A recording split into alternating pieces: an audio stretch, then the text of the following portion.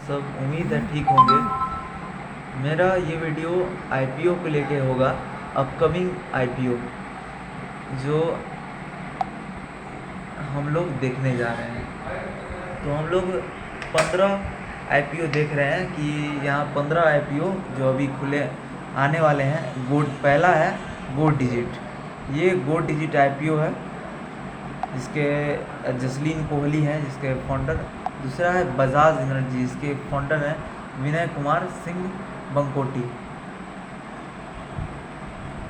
Announce जल्दी हो जाएगा। ये को एयर है।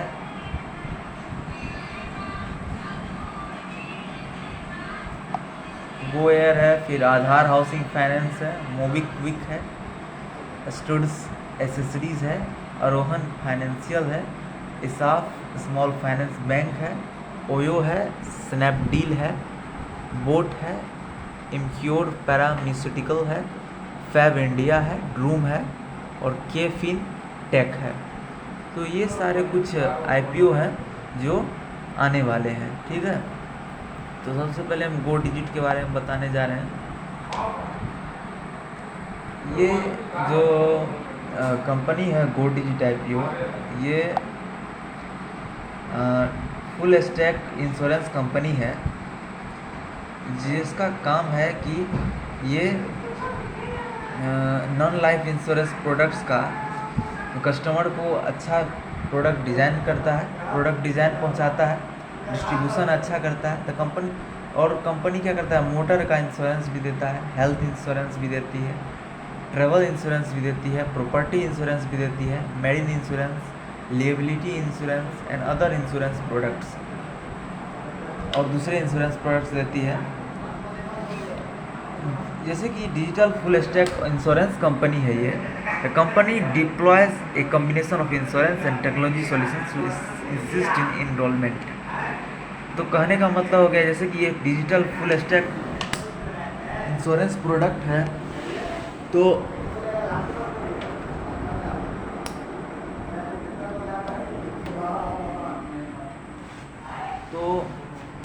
ये इसमें टेक्नोलॉजी का भी इस्तेमाल होता है और इंश्योरेंस दोनों चीज़ है। यहाँ डेटा इंसाइट्स और फ्रॉड डिटेक्शन भी होता है, जैसे कि कोई फ्रॉड हो गया उससे बचत, जैसे पॉलिसी एडमिनिस्ट्रेशन, अंडरराइटिंग हो गया, कहीं गलत हो लिखावट हो गया, कहीं इंश्योरेंस गलत क्लेम कर रहा है ना। और बहुत सारी चीज़ें जो जुड़ी हुई है इंश्योरेंस से रिलेटेड, जो दिक्कतें हैं, कठिनाइयाँ हैं, उन सभी को लेके स्ट्रेंथ एंड रिस्क देखते हैं। स्ट्रेंथ और इसके रिस्क देखते हैं। सबसे पहले हम लोग स्ट्रेंथ देखते हैं। तो हाई क्वालिटी कस्टमर एक्सपीरियंस है, अच्छा कस्टमर एक्सपीरियंस है इसका, रिलीवेंट है, ट्रांसपेरेंट है, मतलब ठीक ठाक है। डॉक्यूमेंटेशन भी आसान है, आसानी से आप डॉक्यूमेंटेशन कर सकते हैं। स्ट्रेट फॉरवर्ड है, पूरे सीधा सपाट है जरा, और इफ़िशियंट है, पेपरलेस प्रोसेस है, ज़्यादा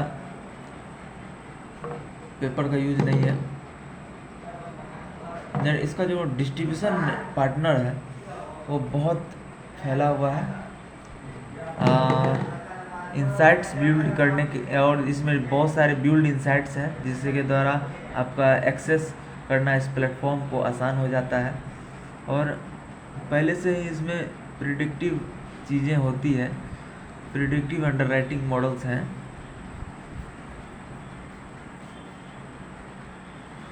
एडवांस टेक्नोलॉजी प्लेटफॉर्म है जो क्या कर सकता है, एआई और मशीन लर्निंग टेक्नोलॉजीज को इन्हेंस करता है। और इसमें टीम जो है वो भी एक्सपीरियंस टीम में काम करती है। इसमें company has a track record of reporting losses and may not achieve. Company क्या करती है, रिकॉर्ड को ट्रैक करती है और कोई भी फ्यूचर में कोई भी प्रॉफिटेबिलिटी है उसको बनाए रखती है।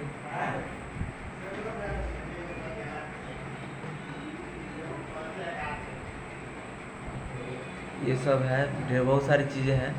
कंपनी में required additional capital to grow its business. अपने बिजनेस को ग्रो करने के लिए कंपनी को एडिशनल कैपिटल की भी ज़रूरत है। Natural disaster, terrorist attack, nuclear disaster, ये सभी चीज़, इन सभी चीज़ों से जो कस्टमर क्लेम करते हैं, इससे इन्वेस्टमेंट पोर्टफोलियो में कमी आ जाती है, पैसे की कमी हो जाती है, क्योंकि ये जो अचानक जो ये सब लिएबिलिटीज़ आ जाते हैं कंपनी के ऊपर, जो कस्टमर कंपनी के ऊपर थोपती है, इससे कंपनी को घाटा लगता है। और है, देखिए इसका रेवेन्यू इसका अच्छा खासा रेवेन्यू है। 2022 में दुगुना हो गया है 2021 के बनिस्बत में। 2020 से 2021 तक में दुगुना हो गया। रेवेन्यू की बात करें, प्रॉफिट की बात करें तो प्रॉफिट तो नहीं हो रहा है। 175 करोड़ का लॉस हुआ था, फिर 123 करोड़ का लॉस हुआ, फिर 96 करोड़ का लॉस हुआ। टोटल एसेट हो गया इसका 10,048 करोड़ 2022 में। 2021 में टोटल एसेट था 6,004 करोड़। कुछ top IPO frequently added question है, उसके बारे में देखो। What is the issue size of a Go Digit General Insurance Limited IPO? जो ये Go Digital Insurance Limited IPO है, इसका इशू साइज कितना है? तो इसका IPO का इशू साइज है, जिसका कि इक्विटी शेयर 10 रुपये का है, जो कि लगभग 1250 करोड़ का है। और इक्विटी शेयर सेल के लिए है, ऑफर चल रहा है 10,94,45,561 इक्विटी शेयर है 1250 करोड़ के लिए। ठीक। What is pre apply for Go Digit General Insurance Limited IPO? Pre apply क्या है Go Digit General Insurance Limited IPO के लिए? लोग ये भी सवाल पूछ रहे हैं। तो इसका आंसर है कि प्री अप्लाई क्या करता है, आप लोगों को गो डिजिटल इंश्योरेंस लिमिटेड IPO में 2 दिन पहले ही इसका सब्सक्रिप्शन जो है वो शुरू हो गया था। और ये सब्सक्रिप्शन 2 दिन पहले शुरू होने के कारण ही प्री अप्लाई आपको करना पड़ेगा। If I prefer for Go Digit General Insurance Limited IPO, when will my order get placed? यदि मैं प्री अप्लाई कर दूँ इसके लिए, तो कब मेरा ऑर्डर आएगा?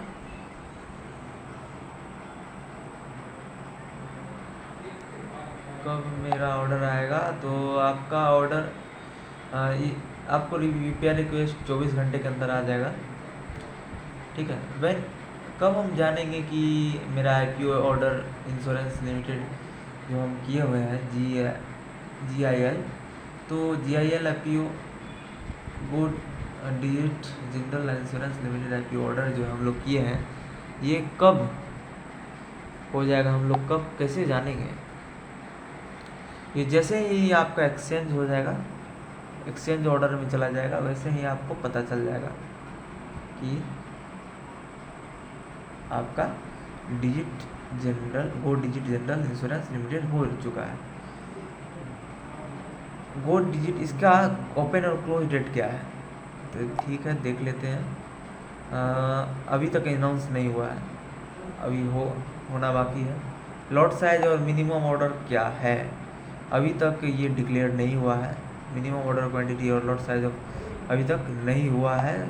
अलॉटमेंट डेट्स, अभी तक अलॉटमेंट डेट्स नहीं हुआ है, होगा, समय है अभी।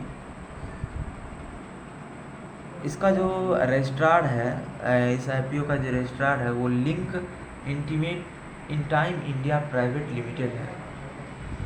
ये जो है कहाँ है? ये है, ये शेयर्स कहाँ लिस्टेड है? ये शेयर BSE और NSE में लिस्टेड है। तो आप लोग देख सकते हैं कि हमने वो डिजिट IPO का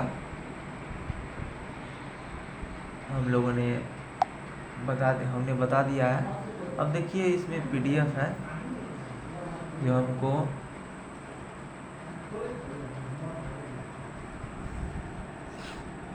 लेने से पहले इसको ज़रूर हम लोगों को पढ़ लेना चाहिए, टर्म RHP PDF।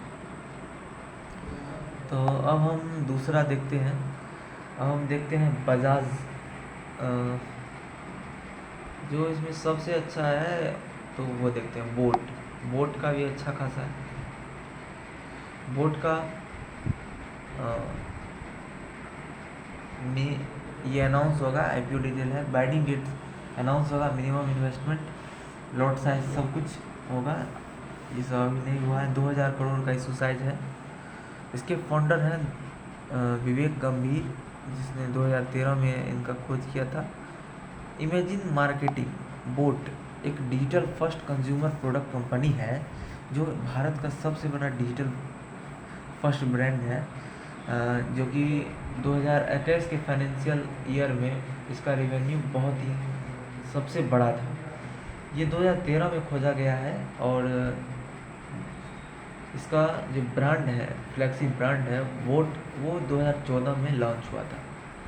इसका अलग अलग सेगमेंट्स में प्रोडक्ट्स आते हैं। इसके ऑडियो वेरेबल्स प्रोडक्ट आते हैं, हेडफोन आते हैं, ईयरफोन्स आते हैं, नेकबैंड्स आते हैं, वायरलेस हेडफोन्स आते हैं, ब्लूटूथ स्पीकर्स आती है, होम थिएटर आता है और ढेर सारी चीज़ें आती है। स्मार्ट वॉचेस आते हैं, गेमिंग एसेसरीज आती हैं, ढेर सारे वायरलेस हेडसेट्स आते हैं, माउस कीबोर्ड, ढेर सारी चीज़ें आते हैं जो आप भी जानते होंगे। सबसे बड़ा डिजिटल फर्स्ट ब्रांड है ये जो बोट है। एक कंज्यूमर ब्रांड है जिसका कि स्ट्रॉन्ग मार्केट पोजीशनिंग है और इसका वैल्यू जो है बहुत ही अच्छा है मार्केट में। ये फर्स्ट प्लेटफॉर्म है जो कि मल्टीपल कंज्यूमर कैटेगरीज में को बिल्ड करने में और बनाने में मदद करता है। Red Gear brand to cater to the gaming headsets, और रेड गियर ब्रांड के साथ ये क्या कर रहा है, पार्टनरशिप किया हुआ है कि गेमिंग हेडसेट बनाता है, कंट्रोलर जैसे कीबोर्ड, माउसपैड, जॉयस्टिक मार्केट है। ये रेड गियर ब्रांड के साथ कैटर करते हैं। कुछ प्रोडक्ट जैसे Rockerz 255, Airdopes 131, Storm smart watch, ये सभी 4 में से 5 रेटिंग है, जिसमें कि 40,000 रेटिंग ऑनलाइन मार्केट प्लेस के ऊपर है। ठीक है। अब जनवरी 2022 में कंपनी ने डिक्सन टेक्नोलॉजी के साथ पार्टनरशिप करने का अनाउंस किया। ये जो डिक्सन टेक्नोलॉजी कंपनी है वो मेड इन इंडिया कंपनी है, वायरलेस ऑडियो डिवाइस का कंपनी। फ्लैगशिप जो बोट ब्रांड, देखिए अब इसका कुछ ड्रॉबैक्स भी है। कंपनी फ्लैगशिप बोट ब्रांड का जो स्ट्रेंथ है और दूसरे ब्रांड का स्ट्रेंथ के कारण और दूसरा ब्रांड सक्सेस करने के लिए आगे बढ़ना चाहता है, ये क्या है कि इस कंपनी को बहुत ठोस टक्कर मिलती है। ये जो कस्टमर का प्रेफरेंस है, जो बदलता हुआ दौर है, उसमें सक्सेसफुली आइडेंटिफाई करना और तुरंत रेस्पॉन्ड करना में थोड़ा फेल्योर है। And market development cost effective and timely manner. ठीक है, ये कोस्ट इफेक्टिव और टाइमली मैनर में इसका विकास सही से नहीं हो पा रहा है, रिस्पॉन्ड सही से नहीं कर पा रहा है। हाईली कम्पिटिटिव इंडस्ट्री में ये ऑपरेटिव है क्योंकि इसका कंपटीटर बहुत ज़्यादा है। थर्ड पार्टी कॉन्ट्रैक्ट पर ज़्यादा निर्भर करता है इसका मैन्युफैक्चरर और कंपोनेंट सप्लायर। रिस्क बहुत ज़्यादा है ओवरसीज प्रोक्योरमेंट, जैसे कि geographical concentration, foreign currency exchange risk है यहाँ ज़्यादा है। फिर इसका अलग ऑनलाइन मार्केट प्लेस में या ऑफलाइन डिस्ट्रीब्यूटर के साथ भी इसके रिलेशनशिप में कुछ अंतर आ गया है, कुछ खराबी आ गई है। और ऑडियो और वेरेबल्स कैटेगरी पर निर्भर करता है और ज़्यादा। मान लीजिए कि ढेर सारा स्मार्टफोन, ये कीबोर्ड, माउसपैड, इस सब पे वो डिपेंड नहीं करता, सिर्फ वो हियरेबल बस बनाता है। और क्या है कि अपना जो फ्लैगशिप ब्रांड है बोट, इसका जो प्रॉपर्टी, इंटेलेक्चुअल प्रॉपर्टी, यानी कि ये जो अपना ब्रांड का बचाव करता है, बचाव नहीं सही से कर पाता है क्योंकि बहुत ज़्यादा दिक्कत है। 2019 में इसका रेवेन्यू था 226 करोड़, 2020 में हो गया 610 करोड़ और 2021 में हो गया 1320 करोड़। लगभग यहाँ 3 गुना और उसके बाद फिर 2 गुना हो गया रिवेन्यू। फिर प्रॉफिट देखें तो प्रॉफिट भी अच्छा खासा है, 8 करोड़ 2019 में, 2020 में 48 करोड़ और 2021 में 87 करोड़। टोटल एसेट कंपनी का है 84 करोड़ 2019 में, 2020 में 119 90 करोड़ और 678 करोड़ 2021 में। इशू साइज क्या है? फ्रेश इशू है 900 करोड़ से 1100 करोड़ के बीच में। प्री अप्लाई जो है 2 दिन पहले ही, IPO से पहले ही लॉन्च होता है, जिसमें उनको अपना ऑर्डर प्लेस कर देना होता है। तो वही सारे क्वेश्चन हैं जो अभी तक नीचे में जो जितने भी क्वेश्चन हैं, कुछ 4-5 क्वेश्चन अभी तक वो डिसाइड नहीं हुआ है बोर्ड के द्वारा, बाद में होगा। ठीक है, ये तो हो गया बोर्ड।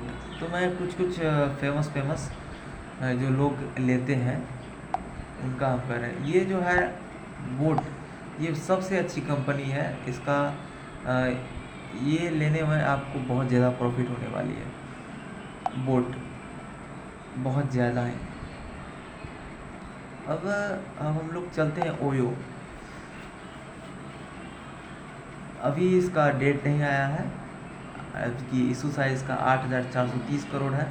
इसके फाउंडर हैं रितेश अग्रवाल, जो कि 2012 में खोज किया गया, 2012 में स्थापना हुई थी इसकी। ओयो क्या है? Leading new age technology platform है, जो क्या करता है कि हॉस्पिटैलिटी इन इकोसिस्टम बनाता है। जैसे मान लीजिए कि होटल जो लोगों का, होटल्स जो होती हैं लोगों को ठहराने के लिए, ठहराव के लिए, लोगों के लिए लोगों के रहन सहन रहने के लिए एक इकोसिस्टम बनाया है। बहुत ही ज़बरदस्त इकोसिस्टम बनाया है, जो कि पूरे एरिया में फैला हुआ है। बहुत कम समय में ही 2012 से ही ये बहुत तेज़ी से फैली है। इसका जो यूनिक बिजनेस मॉडल है, इसी ने उसे इतना तेज़ी से ब्रांडेड बना दिया, इतना फैला दिया है, डिजिटली इनेबल्ड कर दिया है इसे, और हायर रेवेन्यू जनरेट बना दिया है इसको। ओयो क्या करता है? ये कस्टमर हाई क्वालिटी कस्टमर को, यानी एक अच्छे दाम पर बहुत अच्छा क्वालिटी का घर देता है, रहने के लिए एक रूम देते हैं किराए पे। ये देखिए इनका भी है। उसका स्ट्रेंथ देखते हैं। होटल के इंडिया में और साउथ ईस्ट एशिया में इनका जो सबसे बहुत बड़ा इनका फैला हुआ है सेटअप, और यूरोप में भी इनका पकड़ अच्छा खासा है। ठीक है, full stack short stay accommodation players के रूप में, यानी रेडसी नाम का एक ब्लॉग है, वो उसके द्वारा बताया गया है कि फुल स्टैक जो है रूम एकोमोडेशन बहुत ज़बरदस्त है उनका। एसेट लाइट बिजनेस मॉडल है, कम lean cost structure, asset light business model है। मतलब क्या कि ऐसा बिजनेस मॉडल जिसमें कि ज़्यादा पैसा डबल लगता हो, इधर दोनों तरफ का लगता हो, सिंगल आपका सब कुछ नहीं होता है। मतलब एसेट आपका नहीं होता है, एसेट आप अपना लेते हैं। फुल स्टैक टेक्नोलॉजी प्लेटफॉर्म है, मतलब पूरा ऑनलाइन टेक्नोलॉजी प्लेटफॉर्म है। इसका जो 2 एप्लीकेशन को पेट्रोन एप्लीकेशन है, कोओयो और ओयो OS। इसका जो 3 मंथ है, सितंबर से 30 से 2020 में और मार्च 31 2021 तक में 3 गुना 2 गुना इसका बढ़ गया स्कोर, पेट्रोन स्कोर इसका 2 गुना बढ़ गया। लेकिन लॉकडाउन में, कोविड-19 में इस पर बहुत बड़ा प्रभाव पड़ा, कंपनी घाटे में चली गई, जो कि 14.7 से कंपनी घट के 2019 में 0.1% आ गई फिस्क 2021 तक। ये 2020 में जो था, 2020 से 2021 में आते आते कंपनी को बहुत ज़्यादा घाटा लगा। निगेटिव कैश फ्लो ऑपरेट होने लगी कंपनी। साल दर साल घाटा होने लगा। कर्ज कंपनी के ऊपर ज़्यादा से ज़्यादा होने लगा और कस्टमर, थर्ड पार्टी, नेबर, पड़ोसी जो इन्वेंटरीज थे और कस्टमर स्टे थे, बहुत सारी चीज़ों ने उनका एबिलिटी को प्रिडिक्ट करने में कोई कंट्रोल नहीं था उनका, यानी इन सभी चीज़ों पर, यानी अपने जो काम है उन पर कंट्रोल सही से उनका नहीं हो पा रहा था। ये जो कंपनी अभी है वो कंपटीशन कमीशन ऑफ इंडिया के अंतर्गत किसी मैटर में अभी इन्वॉल्व है। Pending litigation against the company के अंदर कुछ लिटिगेशन लगा हुआ है, कुछ रोकथाम लगी हुई है, कुछ सब्सिडरीज लगी हुई है, डायरेक्टर और प्रमोटरों को कुछ पेंडिंग हो गए हैं, पेंडेड हो गए हैं उनका काम।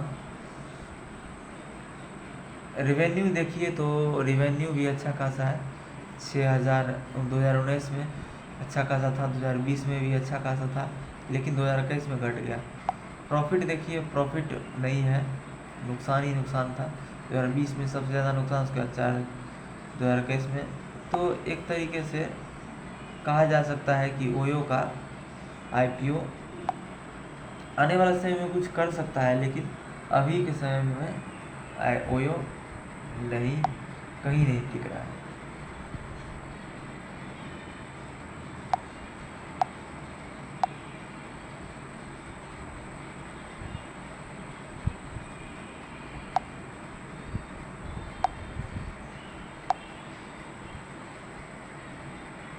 ये देखिए ESAF स्मॉल फाइनेंस बैंक है। अब इसके बारे में देखते हैं, इसका revenue ESAF small finance bank IPO, इसका रेवेन्यू अच्छा खासा है। पहले तो 1,141 करोड़, फिर 1,546 करोड़, फिर 1,767 करोड़।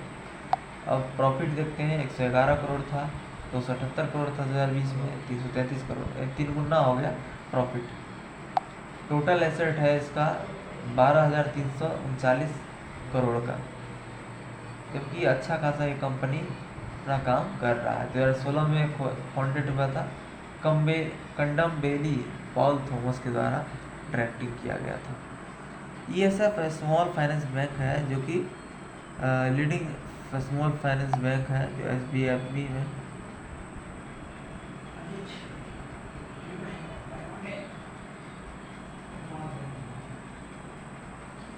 अब देखिए